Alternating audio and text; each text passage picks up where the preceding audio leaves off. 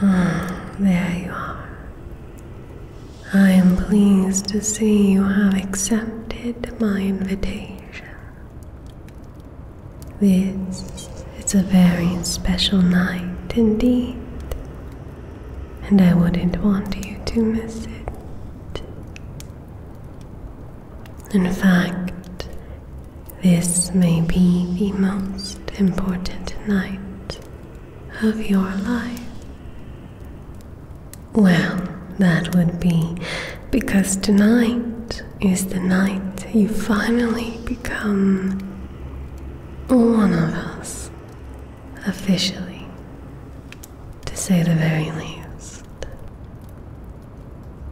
Yes, you have been here some time now.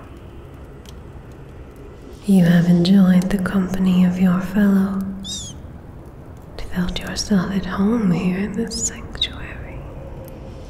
But you have still been on the outside of it, in a way.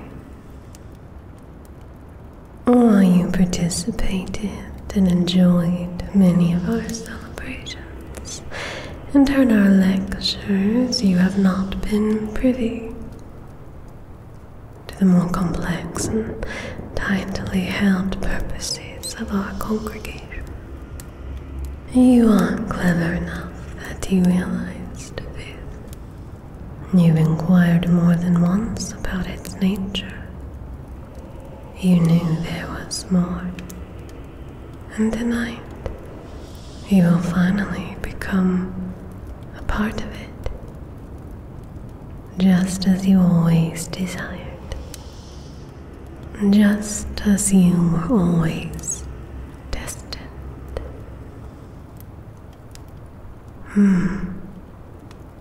Does that give you pause? I suppose we cannot fault you for that. There are remnants of your human, worldly consciousness. But you haven't need to worry. All things unfold as they should. That is the will. That is the way. Since the beginning of time, and before it, was foretold, and it has come to pass, and surely it will do so in perpetuity. Doubt is a purely human construct we have to make an effort to separate ourselves from. It's a constant battle. No matter how enlightened one is, it's very easy to fall victim to its poison. Do not be ashamed of your hesitation. All things are a gift. Lessons of remaining steadfast in our faith. In fact, I will be the first to admit to you that I myself was hesitant. I was doubtful at the beginning of my own journey.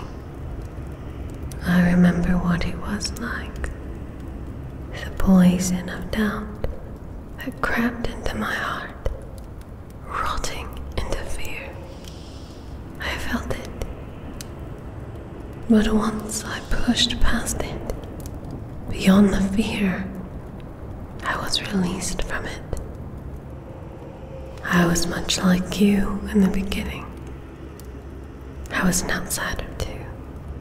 Not born into this sanctum, but called, brought here, pulled here by a force I never understood and never recognized until much later. I spent so much time fumbling through life, not understanding why I didn't fit. There was something else, something more that I could never describe to anyone else, no matter how hard I tried. And I did try, that is. I searched for the words in books in dreams and in death. And yet, I could never formulate what it was that was so distinguished in my living experience that no one else seemed to notice was there. It was a trying time. It was a test. That for the longest time. I thought I had failed. I didn't seek out this sanctum, but nonetheless, I found it. Or rather, it had found me. If it had ever lost me to begin with. I stumbled through its doors, barely missing deaths, and as I fell upon the stones, I finally felt it. Harmony.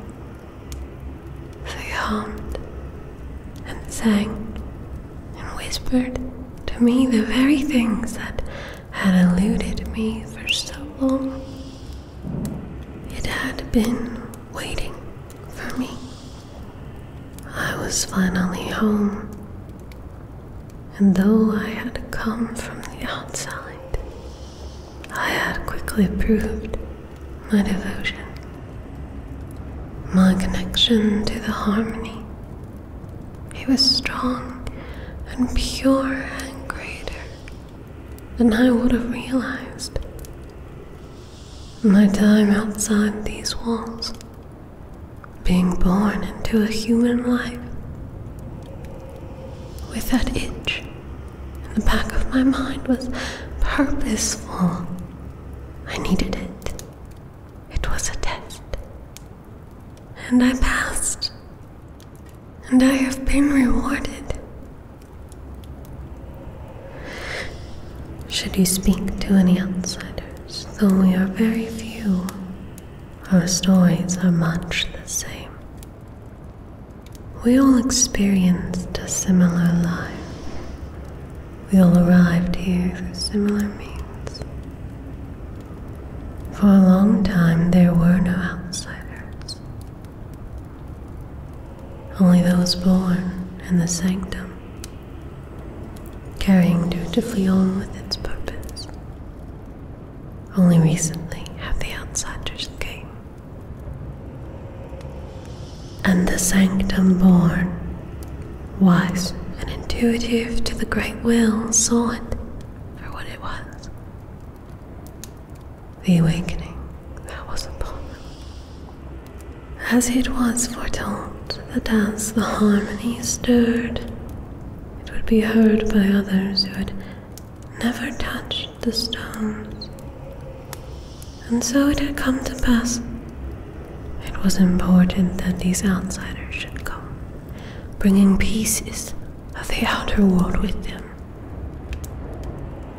where they can never quite fit out there. And here they seamlessly settled to the puzzle of prophecy, spaces that had been open and waiting for them for so long, and now there is only one piece left.